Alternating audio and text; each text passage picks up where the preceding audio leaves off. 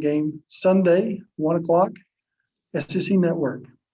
So with that, Scotty starts off.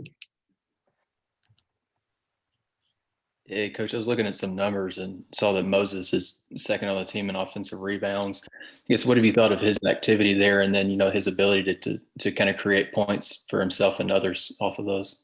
Yeah, no, I mean, I think that's one of the, things that Moses has done a great job since he's gotten here is just his ability to offensive rebound, crash the glass. He's got a nose for the ball on the offensive boards. And he's done a really good job. I think he's gotten better and better finishing around the rim as well. And those are just extra points, extra possessions for our team. Bob? Hey, Eric, how you doing? Good with that, Bob. Jalen Tates, we talked about him a little bit the other night, but, everybody, thinks of him as a defensive guy, a pass first guy, yet he scored over 1,000 points, averaging close to 10 for you on a pretty balanced team. What do you thought of his season so far? And has he surprised you at all with what he's done on offense, especially his three-point shooting? Yeah, it's interesting, Bob, because the year before, he had his hand injury. He shot the three really, really well. When we watched film, we really liked the release on his shot. We liked the backspin on his shot. We thought, his hands and his feet were shot ready when he caught the ball. So we thought just through repetitions of being here that he was going to get better, and knowing that he would have a green light to take an open three when that shot was available to him. But yeah, he's certainly, we knew defensively. I think he just had a little bit of a dip in his offensive statistics last year, and a lot of it was just due to the injury. But he's done a great job stepping up for us from an offensive standpoint, for sure. And just what about what he's brought to the team overall? He brings a lot. When we're struggling a little bit against Central Arkansas for the beginning of the game, I thought he was the one guy that came to the huddle and tried to regroup everybody and show leadership and say, hey, is this really how we're going to come out and play this game? I think that, he's got great leadership quality. He's experienced. He's confident. He's got great length defensively. A guy that continues to get better and better from an offensive standpoint. And it's hard to take him off the floor, because he's so good defensively. And then you add in what he's doing from an offensive standpoint. He's been a really, really key piece to what we've done so far. You look at Oral Roberts, they played 3 power fives. I think they're averaging almost 13 made threes a game. Just what's your take on those guys? Well, I mean, they can really shoot, like you mentioned. They can put 5 shooters on the floor at a time. Number 3 at the point guard position can really, really shoot the basketball. He's a great scorer. Their backup who played here, number 10, another guy that can score the ball and shoot the ball. And then, you look at number 0 at that 4-5 spot, another shooter, Thompson, number 3 at the small forward, can shoot the ball, put it on the deck a little bit. They'll put him in pick and rolls once in a while as a ball handler at the 3 spot. 14, Weaver can shoot the ball. So they got a lot of shooters. 12 off the bench in the backcourt's a good shooter.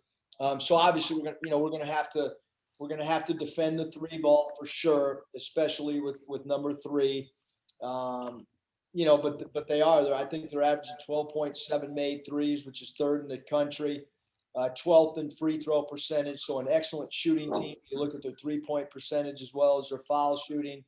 77th in the country in 3-point percentage at 36.9. We're not going to slow the game down. I mean, defensively, we want to try to put pressure on their defense and get out in transition as well. Yeah, I got a couple more, but I'll turn it back to Mike. Nate?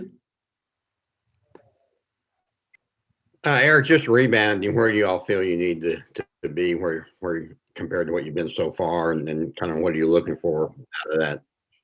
Yeah, I think we've rebounded them all pretty well, Nate. I mean, I think there's always room for improvement. Obviously, we took a step back against Central Arkansas. I thought we'd done a really good job up until that game. We got to get back to rebounding the ball collectively 1 through 5. I thought we had a few too many guys leak out, the other night. And so that's some of the things that we've tried to correct and address as well, these last few days. Thanks. Yeah, thank you. Curtis. Hey, Coach, coming into the season, I know one of your questions was who would be the go-to guy for you down the stretch. I know there haven't been any nail biters down the last couple minutes, but through 6 games, have you kind of identified anybody who stands out that might be the closer for you? And then, in a team that's been pretty balanced scoring wise, do you think it's still important to have, the one guy? Yeah, I mean, I think, Curtis, right now, the identity of our team, I think we've, through 6 games, I think we've had 5 different leading scorers. I think, we share the ball, we move the ball. Obviously, Moses is a guy that puts pressure on the defense. Connor Vanover puts pressure on the defense in a different way from game to game. JD Note, probably the one guy that's really great off the bounce, that can create his own shot and has really deep range, or can take the ball to the basket. So he's kind of gives the defense multiple things to worry about. Moses around the rim, Moses shooting the 3, Moses coming off down pins and double screens is really effective. We've opened a lot of games where we open the game up going to Justin Smith. And then I think that Tate's a guy that's just going to kind of naturally, have the ball in his hands and either try to get a shot for a teammate or read how the defense is playing. And maybe it's his turn on some nights. Hutch. Yeah, Coach, I think either yesterday or the day before, the NCAA came out and made transfer guys immediately eligible. Does that affect Kamani Johnson? Does that make him eligible for you guys?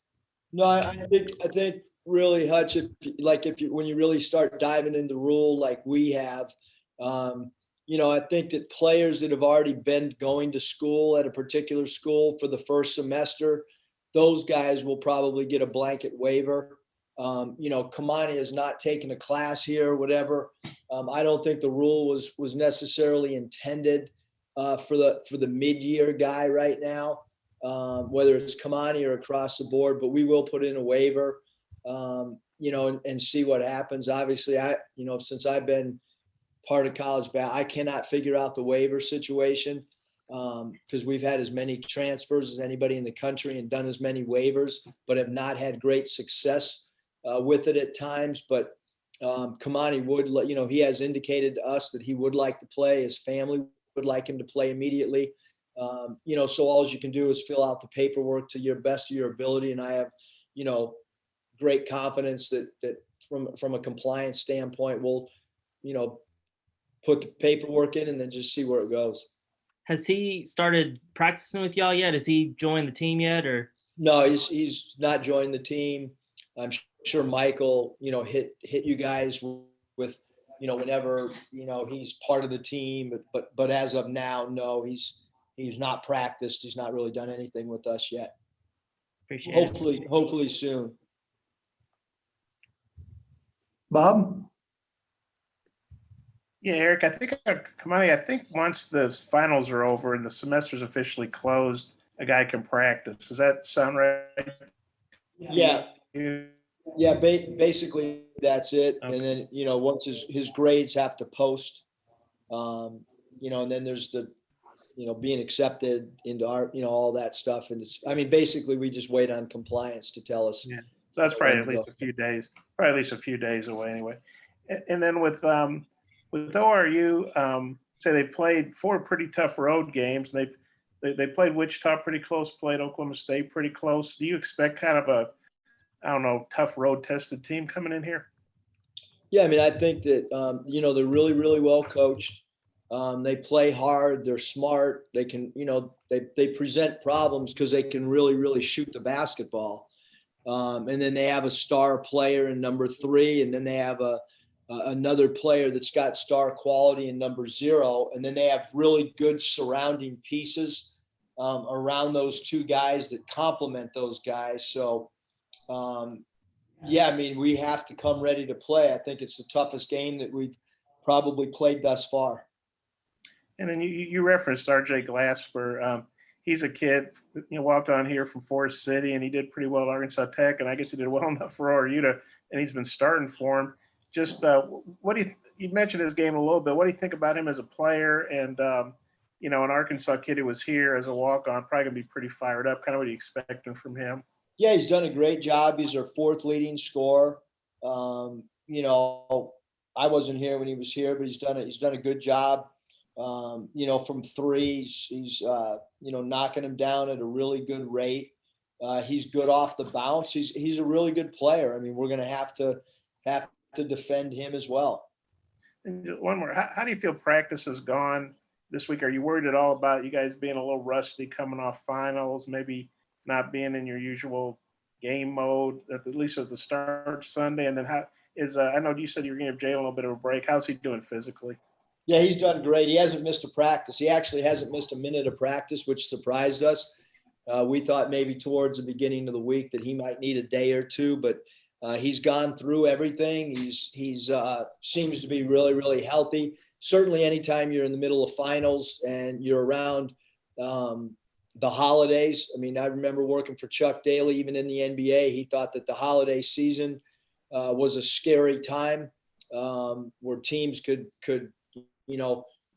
either gain W's or get some L's that maybe they shouldn't. And so we've got to come ready to play these next two games for sure. And then there's a little bit of a break before we get to conference play. But both these next two games, because they're going to come at us really quick. I don't like the break. I think it's too long. I wish we could have, this game would have been on a Friday or even a Saturday rather than taking it all the way through the weekend. But you play the way the schedule comes out, and we got to be ready to play. Like I said, that we have 80 more minutes of non-conference play before we start conference, and then we have the 40-minute non-conference game against Oklahoma State eventually later on. Yeah, I think I'm good. If I think of something else, I'll say something in the chat. Hutch. That was kind of what I was going to ask, but I know football coaches, they always talk about whenever there's a bye week or whatever, that they try to use the time to focus on themselves. So, I mean, is that kind of how y'all approach these last few practices before getting into ORU prep? I mean, what were y'all able to get done? Yeah, Hutch. I mean, we went through basically our stuff Monday, Tuesday, Wednesday, Thursday. We started to dive into our prep. Also sprinkling in some of our stuff. We've added a full court press. We've added two new half court sets and a baseline out of bounds. So we want to continue to add to some of the things that we, already got in, and then add some new things as well, just so we're try to be as prepared as we can be for any situation that could come up the rest of the season. Bob, final question. Yeah, I thought of one more. Eric, you talked about how important three-point defense will be in this game with the way ORU shoots. I know you weren't happy with your three-point defense to start the year. How do you feel like that's evolved, and how do you feel about it right now? I think, Bob, that they're accepting, our philosophy of